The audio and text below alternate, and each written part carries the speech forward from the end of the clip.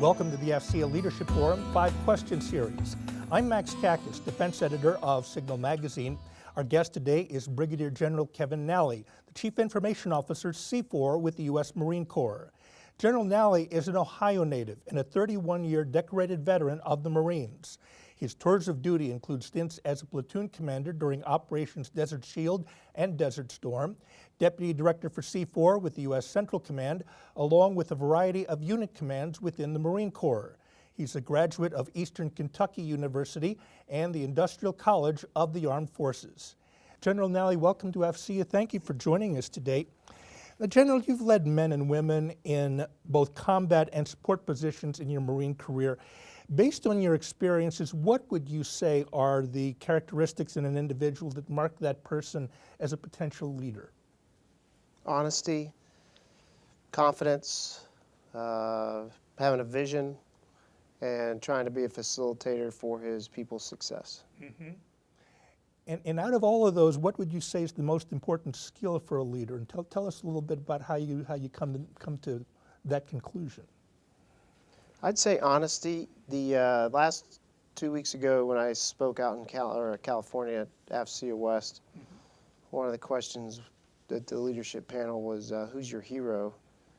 And I'll say it in public or private, wherever I'm at, I'll always say it's Jesus Christ, because he was an individual that brought 12 people together from 12 different tribes. Some of them were criminals. Time was designated after him. The 12 people that followed him, all of them were executed. And to this day, most people that I know at least try and be good people to try and be with him afterwards, and they've never even met him. Mm-hmm. So I would say honesty and have an intestinal fortitude to do the right thing for the right reason, the right way. Mm-hmm. How does that affect you as a leader to have to be that honest and to have to be forthright and to have some integrity to you? How does that work? I find it to be easy, because if you're honest and you have integrity, my opinion, of course, is that you never have to repeat the same story twice, so you don't have to remember what you said in the past. Okay, interesting. I wanted to jump off from that by recalling you speak at a conference not long ago. You talked about Marine cybersecurity specialists, and you spoke rather proudly how proud they were to be called Cyber Marines. You got a laugh out of the line, obviously, but that's clearly a testament to your ability to lead people, whether it's on the battlefield or in a computer server room. And these days you don't get very much distinction. How do you know when your leadership style is working, and what are the indicators that your leadership style is working the way that you want it to work and that you're getting the results that you want? Good question. I would say things get done on time. People are happy to come to work, and the feedback that I've received from not just the people that work for me currently, but people that have worked for me in the past come back with, I'm not bragging, but come back with nice accolades. And if I can be, again, a facilitator for their success to go from, say, a GS-12 to GS-13 and move on to another organization, but they're moving up, then that makes me happy and that makes me content, and in addition to the job getting done. Mm-hmm. You talk about being a facilitator and helping your people to be successful. We've had other folks tell us that being a good listener is a big part of being a good facilitator. In that way, do you find that being able to listen is a key skill that you need as a leader? Absolutely. I would say I probably listen 85% of the time and offer my comments about 15% of the time. I would also add on to that, with being a good listener, is having patience.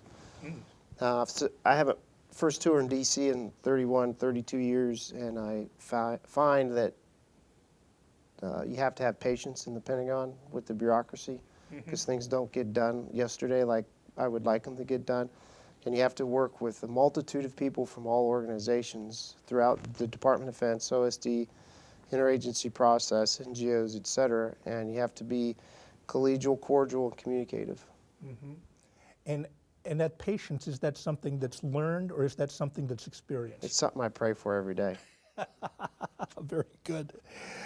Well, based on all of that then, General, what would you say was your greatest failure, and what would you say you learned from that failure? Has nothing to do with the military. Okay. It's probably my divorce, as being born, bred, raised, still am diehard Catholic. My parents have been married 56, 57 years now, and it was very hard. I actually actually flew home to meet with my parents and discuss it with them. If it wasn't for my parents' support, I may not be sitting here today. Wow. So I would say it's a failure, but it's a huge. It's at the time was a huge setback in my life. Mm-hmm. But do you feel like you recovered well from that setback? Yeah, I still have issues with it, but I have recovered, moved on, and my son's doing well, and so I'm trying to be a facilitator for his success as well. Well, good. I hope that works out. You mentioned earlier that Jesus Christ was one of your heroes.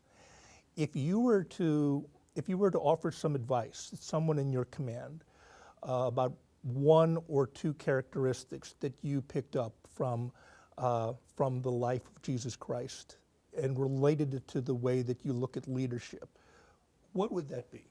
A couple of things. One is perseverance.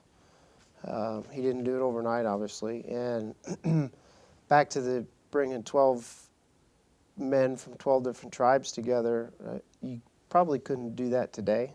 And he was able to get them to work together for what he wanted to accomplish. Right. And so being able to inspire people and being able to have them buy into whatever message you're trying to achieve. And I think part of that, most of that, is probably leading from the front. Mm-hmm. I mean, he was out there leading from the front and getting his word out, and I think, he made believers of people, and they followed him, even into death. So, I mean, they were all executed, so it's pretty significant. Very good. Well, General Nally, on that note, I want to thank you for your service, sir, and I want to thank you for sharing your insights and perspective on leadership with us today. We appreciate your support. We'd like to wish you good luck on your future endeavors. I'm Max Kakis. You've been watching the AFCEA Leadership Forum 5-Question Series.